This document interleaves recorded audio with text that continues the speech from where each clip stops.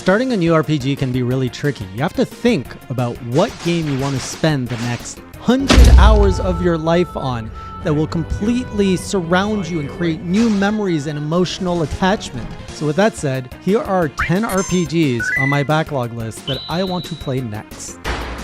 Welcome back, Classic Crew. In a previous video, I shared my 10 favorite RPGs that I had previously played. And from that video, I thought, well, wouldn't it be cool to share the 10 that I want to play? Now, my RPG days is a bit in a dry spell because I've been so busy with other games like Elden Ring, which you could kind of consider as an RPG, and Monster Hunter, but there's a ton of RPGs that have been racking up in my wish list on Steam that I'm just like, I can't wait to play this, but also, where am I going to find the time to play these? So in no particular order, so I'm going to start off with Nier Replicant, which just came out in the last few years, if not the last year.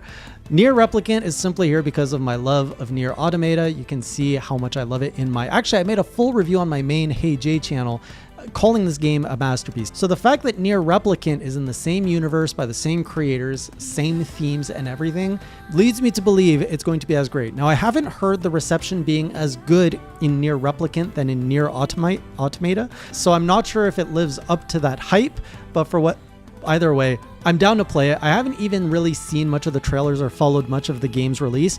It just has the name Nier in it. I'm like, I need it. I want to play it. Next up, this one has been on my list for a while, Dragon Quest XI. When I was seriously considering looking at this, I was primarily playing on the Nintendo Switch. And at that time, I was waiting for it to come out. And then when it finally did drop, it dropped with like pretty much that was the definitive version of Dragon Quest to get. It had a fully orchestrated score. I think you could like go to 8-bit mode. It just had everything. And at that time, I was moving my big like gameplays over to PC. So I'm like, man, I really want this on, no, actually it was on PlayStation 4. I was moving RPG plays to PlayStation 4. And I wanted that version there, and it eventually did come out. And now I've since moved away from consoles onto PC, and I've just been busy with other games that I never got around to dabbling with Dragon Quest XI. I played a good part of the demo on Switch, and I was like, this is exactly what I want. Dragon Quest is the perfect classic JRPG experience. I played the very first Dragon Warrior on NES, which is the first Dragon Quest. They just changed the name in North America. And then my only other Dragon Quest game that I've played to completion, not completion, but until I beat it, was Dragon Quest VIII. It just has all the classic elements of like pretty much what old school Final Fantasy used to offer. Dragon Quest still delivers in a modern format. And Dragon Quest XI just seems to take it to the next level, giving you that charming like fantasy vibe of an RPG, which to me is what I look for in an RPG. I just like to have fun, feel good things, feel like I am the hero saving the land from some evil thing. I'm a simple man who likes my RPG very basic, and that's what I see here in Dragon Quest XI. Next up, I've got Dragon's Dogma on my list, and I know nothing about this game, and I don't usually like going this far back into like old games. I think it's over a decade old now. But man, the Monster Hunter community won't stop talking about it, and the way they talk about Dragon's Dogma is like, this is like a gem hidden in the past that deserves a remake. And even this year, Dragon's Dogma 2 has been announced as coming out or is in development. So I'm just super curious because I really love Monster Hunter now. And so if Dragon's Dogma has this kind of impact on Monster Hunter fans, I'm sure I'm going to love it too. And the fact that it's an RPG and that it has some kind of like unique aspect to it that really makes it stand out somehow in people's minds, like I just have to try this. And this one is really up on my list of I need to try this next, just because I am so freaking curious what is up with this game. Next we have, and this one I've been talking about it for quite some time, Final Fantasy XIV. This game I would be playing. In fact, I did try to play it a couple years ago, 2-3 years ago. I got into the demo, and what kept me away is the fact that it's an MMO. And I'm like, no, I don't have time for MMO. I also don't have the money for MMOs. Those things are expensive. You got to pay like 25 or whatever, 20 bucks a month to pay that. And for the time I have to put into games, an MMO subscription is just not worth it for me. But everybody has made such a big deal about Final Fantasy XIV having the best story of any like medium film, TV, video games that it's, as a story, I need to experience it. As an MMO, I'm like, I don't really want to go into it. And then there's Gaijin Hunter. Seeing him gush about the game, I'm just like, okay, I like Final Fantasy. And if this is really the best story the Square Enix team has ever put out through a Final Fantasy IP, I gotta try it for the story. I don't really want to do the whole MMO thing. I don't need to get a house. I don't need to do all this cosmetic like grind. I just want to experience the story. So I feel that is a manageable achievement or manageable goal, maybe a few 100 hours here and there. And so that's on my list to do. And I think I can play up to a certain portion of the game for free or with like the base game. I'm not sure. I haven't looked into it too much. But that too is on my radar of once Final Fantasy VII winds down, that's probably my next Final Fantasy game to get into. Other ones that are kind of related to my top 10 list, Persona 4 Golden. I loved Persona 5. It is one of my top RPGs of all time. And I was not familiar with the Persona franchise. Well, I knew about it, but I didn't know what the like core mechanics and gameplay was like. So after loving Persona 5, I was like, all right, I gotta try the other like entries in this franchise. And so Persona 4 Golden came out on Steam, which is where I like to have all my games now I love having on Steam. And so I have the game, I started it, I got distracted from other games, probably Monster Hunter, so I never really made it very far. I do know that it seems to be like the special like enemy world as you go into TVs, and it seems to revolve, the whole story seems to revolve around a murder in a town, which I'm like, thematically, that's not my thing. I'm not into like murder mysteries, but it is Persona, and I'm hoping that Persona 4 will evolve into something that has similar mechanics as Persona 5, which is, you know, that combination of the social sim with the combat that just kind of comes together well. Persona 4 didn't do that early enough in the game to hook me, but Persona 5 doesn't do that early in the game either. Persona 5 was not interesting until I made it to the first dungeon, where I got emotionally invested of like, I need to destroy this man, and you know, the first villain in Persona 5, because without spoiling anything, it's just the story hooks you in at that point. And that usually takes 5 to 10 hours to get into. So Persona 4, I didn't get that far into it, so I need to give it like another solid chance to hook me. Speaking of Persona 5 Royale is another one on my backlog. I've only played the base PlayStation 4 version of Persona 5, and I played it twice because I was trying to get a platinum. I'm short 2-3 trophies, but I played through that game twice in succession and loved both playthroughs. I didn't even skip the cutscenes because I enjoyed the characters and the story so much. Reliving that story was great, and I look forward to reliving it again. And the fact that Persona 5 Royale adds a new character, adds new story, adds new like social stuff, adds new confidence, a new dungeon. It pretty much is like a DLC, an expansion to a game I love, Persona 5. So the fact that I get to have this meal again with like a whole extra serving of something new that I assume is just as delicious.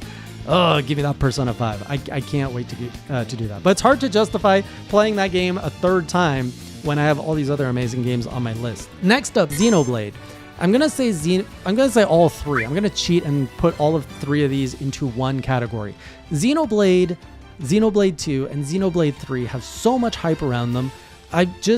People are saying Xenoblade 2 was one of the best RPGs on the Switch, one of the best games on the Switch, and Xenoblade 3 only seems to have pushed that forward. And I have to admit, when I look at Xenoblade 2, I am not drawn to it. I am not drawn to the main character, who's a kid. I am not drawn to these overly sexualized characters who are like just overflowing with bountifulness. But Xenoblade 1, I did dabble in. I got it on the new 3DS when that version came out, and I was really enjoying. I love Shulk. I love the supporting cast. I love the story that kicked off, it's basically a vengeance story at the beginning, which I'm all about. And I've only made it maybe 10 hours into Xenoblade 1, and I just don't like handheld gaming, especially not RPGs.